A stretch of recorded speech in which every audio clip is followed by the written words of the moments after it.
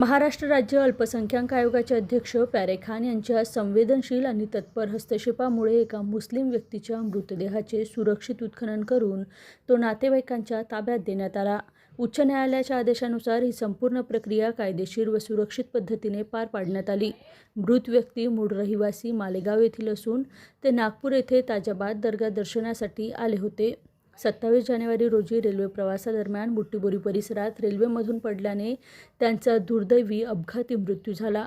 अपघातानंतर पोलिसांना मृत व्यक्तीची ओळख पटली नाही, त्यामुळे त्यांना अनोळखी व्यक्ती समजून मोक्षधाम घाट येथे हिंदू स्मशानभूमीत दफन करण्यात आले होते।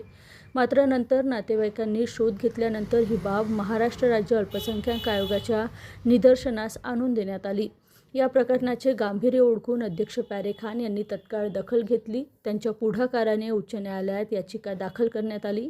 न्यायालयाच्या आदेशानुसार मृतदेहाचे सुरक्षित उत्खनन करण्यात आले आणि सर्व कायदेशीर प्रक्रिया पूर्ण करून मृतदेह नातेवाईकांच्या स्वाधीन करण्यात आला। यानंतर मृत व्यक्तीच्या दफनविधी त्यांच्या मूळ गावी मालेगाव येथे मुस्लिम रीतिरिवाजानुसार पार पाडण्यात येणार आहे।